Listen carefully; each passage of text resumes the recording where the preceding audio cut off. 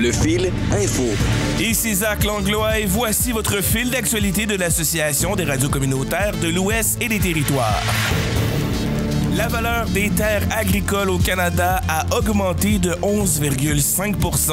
Un rapport publié par Financement agricole Canada mardi indique que la valeur moyenne des terres agricoles au Canada a connu une augmentation de 11,5 % en 2023. Il s'agit toutefois d'une légère baisse comparativement à 2022 où la croissance enregistrée était de 12,8 %. Les hausses de la valeur des terres agricoles reflètent des perspectives positives pour la demande de produits agricoles et les aliments de qualité que nous produisons au Canada. C'est ce que se félicite Jean-Philippe Gervais, économiste en chef au Financement agricole Canada. Dans ce rapport, Financement agricole Canada constate qu'il y a eu une légère baisse des transactions liées aux terres agricoles en 2023 comparativement à l'année précédente, soulignant le fait que les exploitants agricoles ont fait preuve d'une plus grande prudence dans leurs décisions d'investissement. Selon Financement agricole Canada, les recettes tirées de la production de céréales, d'oléagineux et de légumineuses au Canada ont augmenté de 0,4 % en 2023. La Société d'État prévoit que ces recettes chuteront de 13,2 % en 2024. Jean-Philippe Gervais conseille aux producteurs agricoles d'élaborer un plan de gestion des risques, mais aussi de le mettre à jour au fur et à mesure que l'économie évolue. En 2023, la Saskatchewan a connu la plus forte augmentation de la valeur des terres agricoles cultivées au pays, soit une hausse de 15,7 %. C'est légèrement supérieur à la croissance de 14,2 % enregistrée en 2022 et plus du double de l'augmentation de 7,4 % observée en 2021. Ces augmentations ont été observées dans l'ensemble de la province, à l'exception des régions du centre-ouest qui ont fait baisser la moyenne. Cette baisse contraste avec la hausse de 8,0 % enregistrée en 2022 et la hausse de 18,1 % enregistrée en 2021 et selon le Financement agricole Canada, cela reflète la tendance du marché immobilier généralement en Colombie-Britannique qui a aussi ralenti en 2023.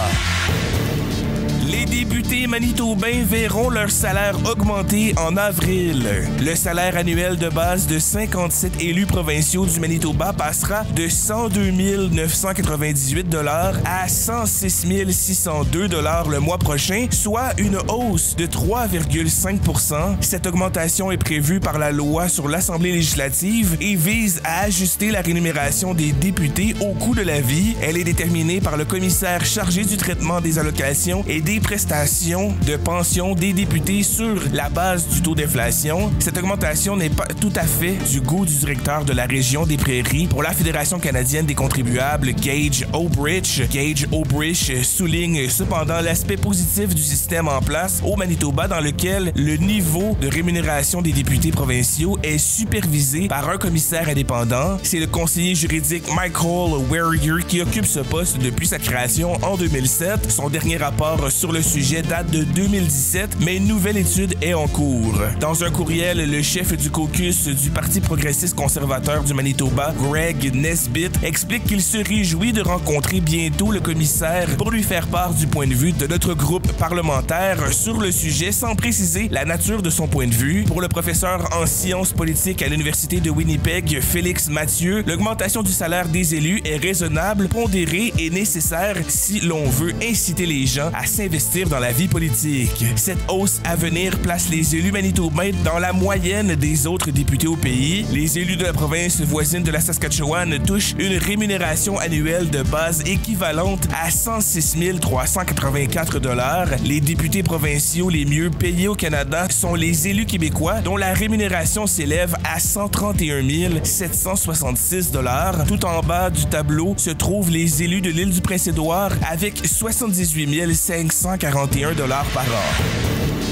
Grève d'employés municipaux d'Edmonton. Voici les services touchés. Des milliers d'employés municipaux de la ville d'Edmonton débrailleront jeudi à 11 h face à l'impasse des négociations pour une nouvelle convention collective. Voici les grandes lignes des services touchés par les manifestations. Les personnes responsables de répondre aux appels du 911 dans le territoire d'Edmonton sont touchées par le débraillage de jeudi. Ces employés répartissent notamment les requêtes faites au 911 vers vers les services appropriés comme la police, les ambulanciers ou les pompiers. Ils peuvent aussi diriger les personnes au bout du fil vers des lignes téléphoniques non urgentes en cas de besoin. Le service de police d'Edmonton a un plan de secours pour l'arrêt de travail des opérateurs. Les services de police affectent des employés avec de l'expérience dans ce domaine pour remplacer ceux en débrayage. La priorité, affirme la police, est de déplacer des employés qui ne sont pas en première ligne pour combler cette tâche. La police recommande de continuer de composer le 911 en cas d'urgence lors du débrayage. Le bâtiment, pour vérifier les informations policières, ne sera plus ouvert au public lors du débrayage. La police avertit donc qu'aucune nouvelle demande pour la vérification d'antécédents criminels ou à des fins civiles ne sera acceptée. Il en va de même pour la prise d'empreintes digitales et pour les permis de système d'alarme. Le service de police d'Edmonton recommande donc d'attendre la fin de la grève pour faire la demande auprès d'un de ses services. Toutes les bibliothèques publiques d'Edmonton cesseront toutes leurs activités jeudi à 11h. La bibliothèque rappelle qu'aucun frais de retard ne seront exigés après le débrayage car la bibliothèque n'exige plus de payer pour le retour d'emprunt en retard depuis 2020. Les prêts placés en attente lors de la grève seront disponibles à la levée de ce moyen de pression.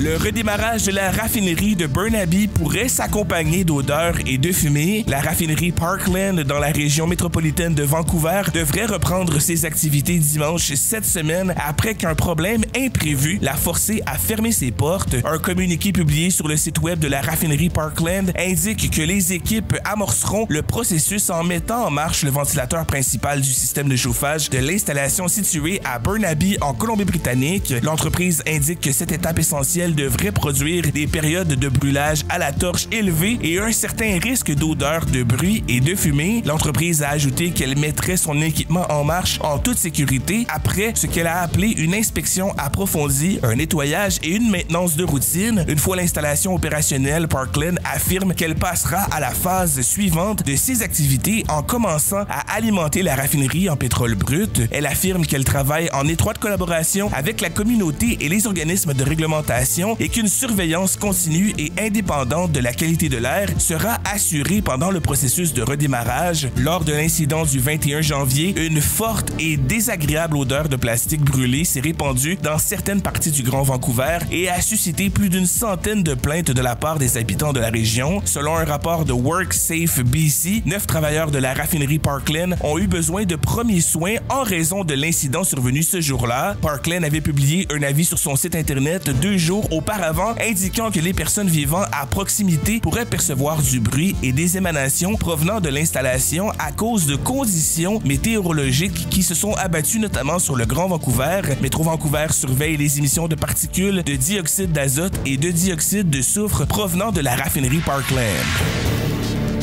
La Nation d'Aînés réitère son appel à une enquête publique indépendante sur la saison des incendies de forêt de 2023 dans les territoires du Nord-Ouest. L'exigence d'une enquête et l'impact des incendies de forêt et des évacuations connexes sur les communautés des territoires du Nord-Ouest a été au centre d'un panel virtuel organisé par la Nation d'Aînés et les gardiens de l'eau. Le panel a été diffusé sur CKLB et diffusé en ligne. Plusieurs leaders d'aînés ont critiqué la gestion de la crise par le gouvernement des territoires du Nord-Ouest. Ils ont déclaré que la réponse d'urgence devrait être examinée par un tierce parti indépendante et inclure une large contribution du public, en particulier des peuples autochtones. Sangri a déclaré que la Première Nation devrait avoir une relation de nation à nation avec le gouvernement des territoires du Nord-Ouest. Il a exprimé le besoin de connaissances autochtones et le leadership dans les efforts de lutte contre les incendies et a appelé au financement fédéral pour former davantage de résidents en tant que pompiers. Le premier appel de la Nation d'Aînés en faveur d'une enquête publique complète et indépendante sur la saison des incendies de forêt de 2023 remonte à octobre de l'année dernière. La ville de Yellowknife a lancé une revue appelée « Évaluation après action de la réponse de la municipalité aux incendies de forêt ». 2 ministères du gouvernement des territoires du Nord-Ouest ont également commandé des évaluations après action de la réponse du territoire à la saison des incendies de 2023. Une de ces revues, initialement dirigée par le ministère des Affaires municipales et communautaires, est maintenant dirigée par le ministère de l'Exécutif et des Affaires autochtones sous la surveillance du premier ministre. La ville et les gouvernements des territoires du Nord-Ouest ont déclaré que leur revue impliquerait la contribution du public, mais ne désignerait ni n'évaluerait la performance ou la compétence des individus.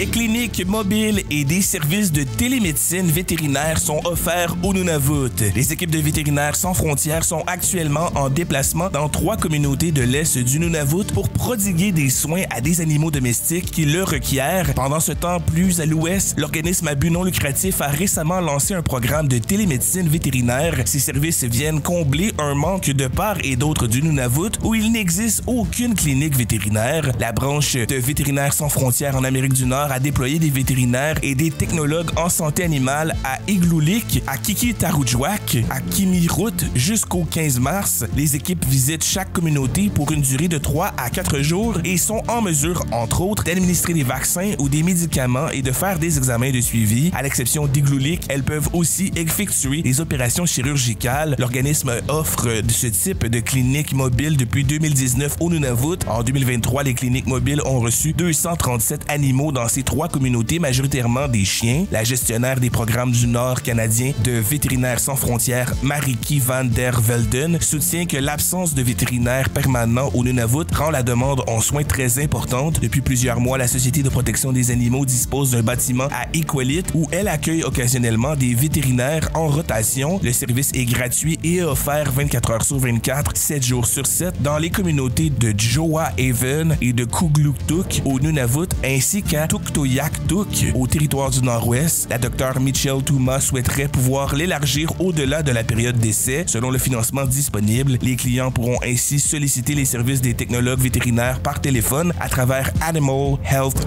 Link, une entreprise qui fait la répartition des urgences vétérinaires. Le fil sportif.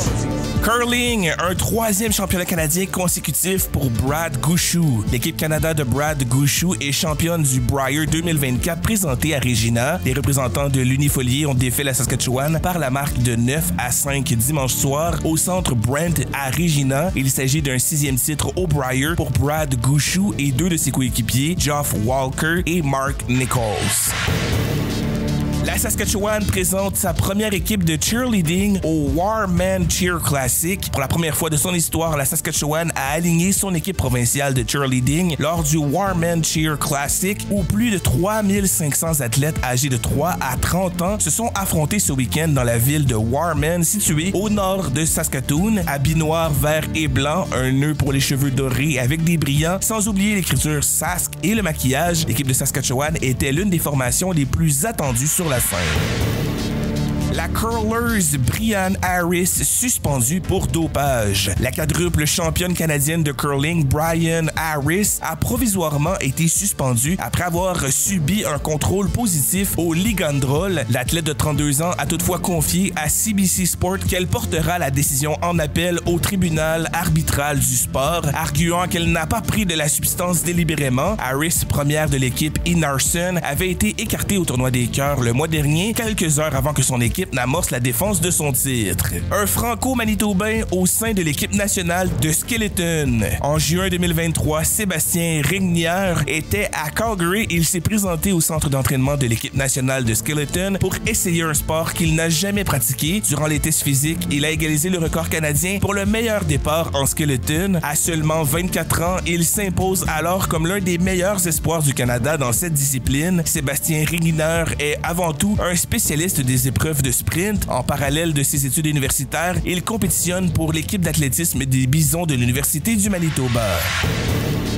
Alexandria Lutit a un cheveu du podium en Norvège. Alexandria Lutit a pris le 4e rang à la Coupe du monde de saut à ski de Trondheim mardi soir en Norvège. Elle était à un cheveu d'accéder au podium. L'Albertaine a obtenu un score de 253,9 au terme de ses 2 sauts au petit tremplin. Elle a été devancée de justesse par la Slovène Nika Kriznar qui a récolté 255,2 points. Lutit a été la seule à franchir la marque des 100 mètres avec une distance de 101,5 mètres à son 2e saut.